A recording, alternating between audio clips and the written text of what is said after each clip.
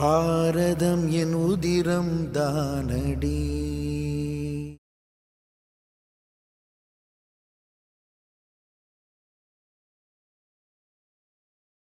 அனைவருக்கும் வணக்கம். இன்று கோவை மாநகரிலே 2-3 நாட்களாக பரபரப்பாக ஓடிக்கொண்டிருக்கக்கூடிய விஷயம் SA பாஷா. யார் இந்த பாஷா? அனைத்து பயங்கரவாதிகள் எல்லாம் இன்றைய தினத்திலே பாஷாவை ஒரு தியாகியைப் போல சித்தரித்துக் கொண்டிருக்கின்றார்கள். சில ஊடகங்களிலும் அவரை சித்தரித்து தியாகியைப் போல காட்டிக் கொண்டிருக்கிறார்கள். யார் இந்த பாஷா என்பதை பொதுமக்கள் நாம் தெரிந்து கொள்ள வேண்டும், தேசபக்தர்கள் தெரிந்து கொள்ள வேண்டும். சாதாரணமாக கோவை மாநகரிலே உக்கடம் லாரிப்பேட்டையிலே ஆரம்ப காலகட்டங்களிலே 80-81 காலகட்டங்களிலே சாதாரண லோக்கல் ரவுடியாக லாரிப்பேட்டை பகுதியிலே சுற்றித் திரிந்தவன் தான் இந்த பாஷா. நாளடைவிலே சில அமைப்புகளும் சில முக்கிய பிரபலமான சில துணிக்கடை அதிபர்களும் சேர்ந்து இவனை மத தலைவராக சித்தரித்து காட்டினார்கள். அந்த சூழ்நிலையில்தான் இந்து முன்னணியுடைய மாநில அமைப்பாளர், இந்துக்களுக்காக வாதாட பரிந்து பேசிக் கொண்டிருந்த பட்டி தொட்டி எல்லாம் குரல் கொடுத்து இந்து சமுதாயத்துக்கு குரல் கொடுத்து கொண்டிருந்த வீரத்துறவி ஐயா ராமகோபால் அவர்கள் கோவையிலே ஒரு நிகழ்ச்சியை முடித்துக் கொண்டு ரயிலிலே மதுரைக்கு சென்று கொண்டிருந்த பொழுது மதுரை ரயில் நிலையத்திலே வச்சு நேரடியாக இந்த SA பாஷா என்று சொல்லக்கூடிய அப்போதைய ரவுடியாக இருந்த இவனால் அங்கே படுகொலை செய்ய முயற்சி செய்யப்பட்டு தெய்வாதீனத்தினுடைய அருளால் வீரத்துறை அவர்கள் அன்றைய தினத்திலே வெட்டுக்காயத்தோடு உயிர் பிழைத்தார்.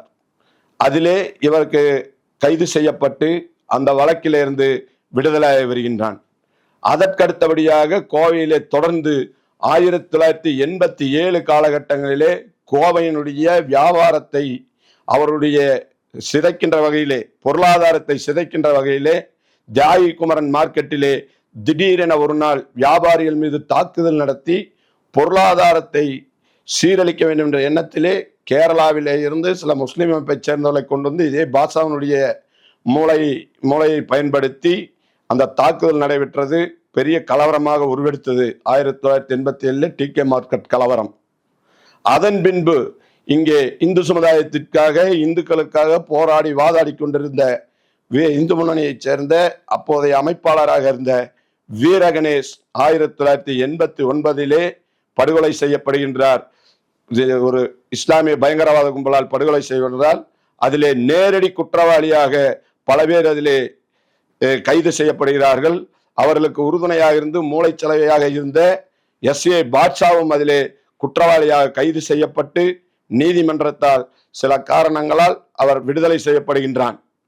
இப்படி ஒவ்வொரு சம்பவங்களிலுமே 1991 இஸ்லாத்தின் பத்வா என்று போட்டு 89 வீரகணேஷ் படுகொலை, இந்து சமுதாயத்திற்கெல்லாம் யார் யாரெல்லாம் பணியாற்றுகிறார்களோ அவர்களை எல்லாம் கொலை செய்யும் நோக்கத்தோடு இஸ்லாத்தின் பத்வா என்று சொல்லி, பத்வா என்று இஸ்லாத்தின் பத்வா ஜிகாத் என்று சொன்னால் புனித போர் என்ற அர்த்தம். அவர்களுடைய இதிலே ஜிகாத், பத்வா என்று சொன்னால் மரண தண்டனை.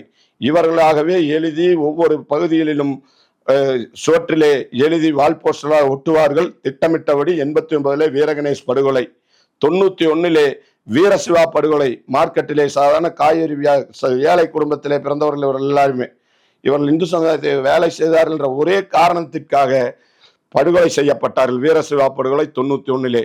அதிலும் இவர் மூளையாக செயல்பட்டு இஸ்லாமிய பயங்கரவாத கும்பலை ஏவி விட்டு அந்த படுகொலை செய்யப்பட்டது. இப்படி தொடர்ந்து செய்து கொண்டிருந்த சூழ்நிலையிலே RSS அலுவலகம் சென்னையிலே சேத்துப்பட்டு பகுதியிலே RSS அலுவலகத்திலே வெடிகுண்டு தாக்குதலுக்கு மூளையாக செயல்பட்டு வெடிகுண்டு தாக்குதலை நடத்தி கிட்டத்தட்ட 11 தேசபக்தர்கள் அதிலே வெடிகுண்டு தாக்குதலே பலியாகி உயிர் நீத்தற்கு காரணம் இந்த கொடுங்கோலன், கொடுஞ்சலை செய்தவன் இந்த பாஷா. இவனை இன்ற தினத்திலே தேச தியாகி போல சில அரசியல் கட்சிகளும் சில சமுதாய தலைவர்களும் அவனை சித்தரித்து வருகின்றார்கள். இது வேதனை அளிக்கக்கூடிய விஷயம். அதே போல தொடர்ந்து இப்படி பல படுகொலை நிறுத்திய பாஷா தடா சட்டத்திலே கைது செய்யப்பட்டு, ஜெயலலிதா ஆட்சியிலே அதிமுக ஆட்சியிலே தடா சட்டத்திலே கைது செய்யப்பட்டு 17 நபர்கள் பாஷா, அன்சாரி உட்பட இன்னும் பல பேர் அதில் கைது செய்யப்படுகிறார்கள். அந்த மீண்டும் திமுக ஆட்சிக்கு வந்தவுடனே இந்த தடா சட்டத்திலிருந்து இந்த பயங்கரவாதி பாஷா உட்பட 17 பேரும் விடுதலை செய்யப்படுகின்றார்கள். விடுதலை செய்த போது கோவை மத்திய சிறைச்சாலை வளாகத்திலே இருந்து இவர்கள் ஊர்வலமாக உருட்டுக்கட்டை, சைக்கிள் செயின் மற்றும் இரும்பு ராடுகளை எடுத்துக்கொண்டு ஊர்வலமாக 2 சக்கர வாகனங்களும் கார்களிலும் வந்து கோவை மாநகர் முழுக்க இந்துக்களையும் பொதுமக்களையும் பயப்படுத்துகின்ற வகையிலே, வியாபாரிகளும் பயப்படுத்துகின்ற வகையிலே அவருடைய செயலானது நடைபெற்றது. அன்றைக்கும் அவர்கள் மீது சரியான நடவடிக்கை எடுக்கவில்லை. காரணம், சிறுபான்மையுடைய ஓட்டுக்காக இங்கே இருக்கக்கூடிய அரசியல் கட்சிகள் அவருடைய ஓட்டுக்காக அவர்கள் மீது சரியான நடவடிக்கை எடுக்காமல் விட்டதுதான் இன்றைக்கு அவன் பெரிய பயங்கரவாதியாக உருவானதற்கு காரணம். அதுதான் 1998 கோவையிலே மிகப்பெரிய அளவிலே வெடிகுண்டு தாக்குதல், 18 இடங்களில் தொடர் வெடிகுண்டு தாக்குதல் நடைபெற்றது. அதிலும் ஏன் இவனை பயங்கரவாதி, தேச துரோகி என்று சொல்கிறோம் என்று சொன்னால், இந்த தேசத்தினுடைய அன்றைய காலகட்டத்திலே 98 துணை பிரதமராக இருந்த எல்.கே. அத்வானி அவர்கள் கோவையிலே ஒரு பொதுக்கூட்டத்திற்கு, தேர்தல் பிரச்சார பொதுக்கூட்டத்திற்கு வந்த வேளையிலே அவரை கொலை செய்கின்ற நோக்கத்தோடு, அப்பாவி மக்களையும் கொல்லுகின்ற நோக்கத்தோடு 18 இடங்களிலே வெடிகுண்டு வைக்கப்பட்டது. இந்த பாஷாவினுடைய முழு முயற்சியால், அவருடைய கும்பலால், அந்த பயங்கரவாத கும்பலால் வெடிகுண்டு தாக்குதல் நடைபெற்றது. அனுமதி கொடுத்து சட்டம் ஒழுங்கை சீர்கெடுக்கின்ற வகையிலே செயல்பட்டிருக்கின்றார்கள். இது வன்மையாக கண்டிக்கத்தக்க விஷயம். எப்படியெல்லாம் குண்டு வச்சா, ஒரு போர் நடக்குதுன்னு சொன்னா கூட, ஒரு நாடுகளுக்கு இடையே போர் நடக்குது என்று சொன்னால் கூட சில இடங்களிலே தாக்குதல் நடத்தக்கூடாது. ரெட் கிராஸ் என்று சொல்லக்கூடிய அந்த உதவி செய்யக்கூடிய மையங்கள், மருத்துவமனைகள், குழந்தைகள் படிக்கக்கூடிய பள்ளிக்கூடங்கள், பொதுமக்கள் பயன்படுத்தக்கூடிய ரயில் நிலையங்கள், பஸ் நிலையங்கள், இது போன்ற இடங்களிலே தாக்குதல் நடத்தக்கூடாது. ஆனால் அதையும் மீறி ஒரு வெடி, இவருடைய கோரச் செயல், இவருடைய வக்கர புத்தி, இவருடைய தேச துரோக சிந்தனை எப்படி இருந்தது என்று சொன்னால், எங்காவது யாராவது அடிபட்டால் அடுத்தபடியாக மருத்துவமனைக்கு வர வேண்டும். அந்த மருத்துவமனைக்கு வந்தால் அங்கேயும் பொதுமக்கள் உயிரிழக்க வேண்டும் என்ற எண்ணத்தோடு அந்த மருத்துவமனையிலே வெடிகுண்டு தாக்குதல் நடத்தி பயங்கரவாதத்தை செய்திருக்கின்றார்கள். அந்த வெடிகுண்டு தாக்குதலிலே, மருத்துவமனையிலே, கோவை அரசு மருத்துவமனையில் நடந்த தாக்குதலிலே வர்ணம் என்று சொல்லக்கூடிய ஒரு நர்ஸ் தொழில் என்பது தெய்வீகமான தொழில். அத்தனை பேருக்கும் ஜாதி மத பேதமின்றி அனைவருக்கும் மருத்துவமனையுடைய செவிலியர் இருந்ததிலே படுகொலை செய்யப்பட்டிருக்கின்றார். ரயில் நிலையத்திலே அடுத்த ஊருக்கு போறதுக்காக பயணத்திலே இருந்த பயணியில் எங்கே மடிந்திருக்கின்றார்கள். துணிக்கடைக்கு போயிருக்காங்க. சாதாரண ஒரு 2 பேருக்கு பிரச்சனைன்னு சொன்னா அவங்க 2 பேருக்குள்ள பாத்தீங்கன்னா தவிர, அப்பாவி பொதுமக்கள் துணிக்கடைக்கு என்ன RSS காரங்க போனாங்களா, இந்து முன்னணிக்காரங்க போனாங்களா, விஸ்வ இந்து பரிஷத்தை சேர்ந்தவங்க யார் போனாங்க? பொதுமக்கள் போனாங்க. அப்ப இவருடைய நோக்கம் என்ன? ஒட்டுமொத்த இந்து சமுதாயத்தையும் அழிக்க வேண்டும் என்பதுதான் இவருடைய நோக்கம், இந்த பயங்கரவாதி பாஷாவுடைய நோக்கம். எனவேதான் பொதுமக்கள் கூடுகின்ற இடத்திலும் மற்ற இடங்களிலும் அத்வானி பொதுக்கூட்டம் பேச இருந்த RS பகுதியை சுற்றிலும் வெடிகுண்டு தாக்குதல் நடத்தப்பட்டு 60க்கும் மேற்பட்டோர் உயிரிழந்திருக்கின்றார்கள்.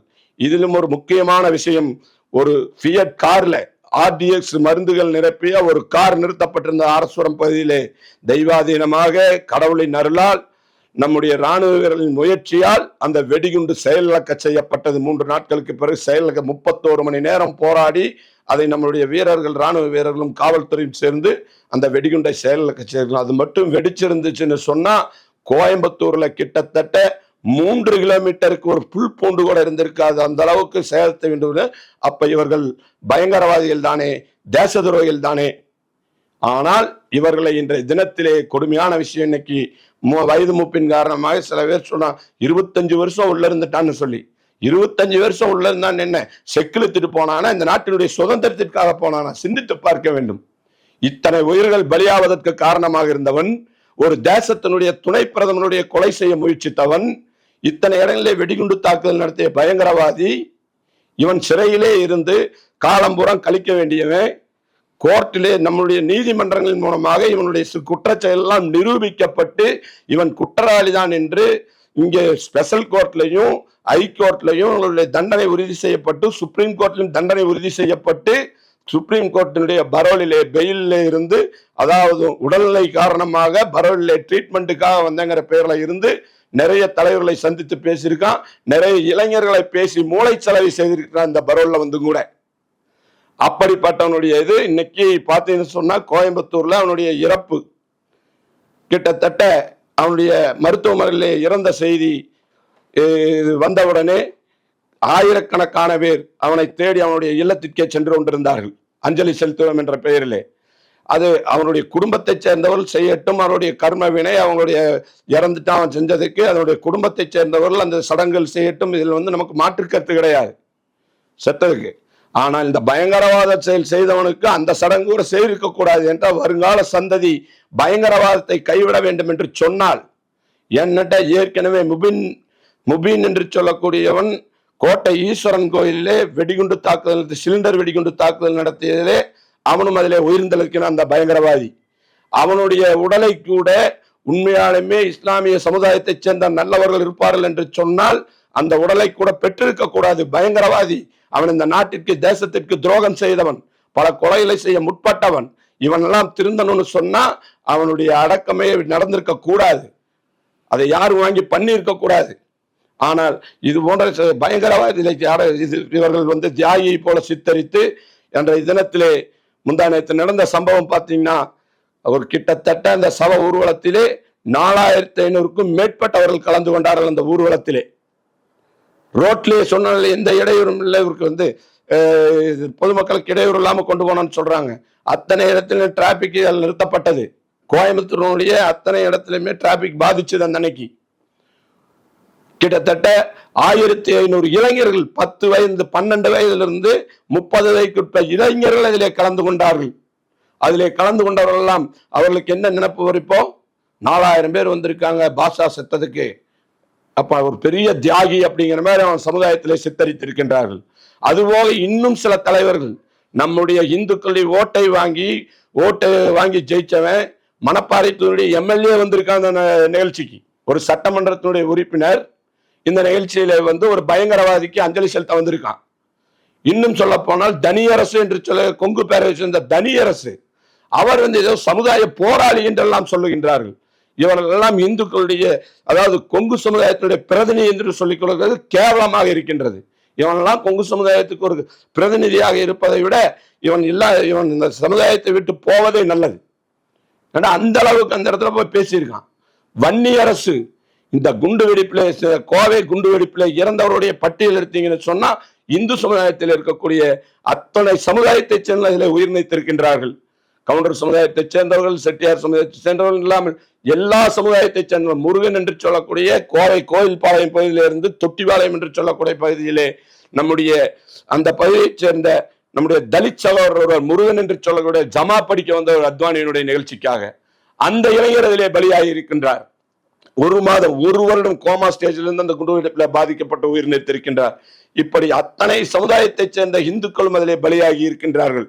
ஆனால் இன்றைக்கு போய் வன்னியரசு இன்னைக்கு அங்க போயிட்டு ரொம்ப உச்சாணியில வச்சு தியாகியை போல சித்தரித்து அங்கே பேசி வந்திருக்கின்றார். அதே போல தனியரசு, அதே போல இன்னும் சில பேர் இங்கே அதையும் ஒருபடி மீறி போய் சொல்கின்றார். சீமான் சொல்லியிருக்கான் எனக்கு அப்பா மாறினா அவங்க அம்மா தான் முடிவுன்னு சொல்லணும், யார் அப்பான்னு சொல்லி.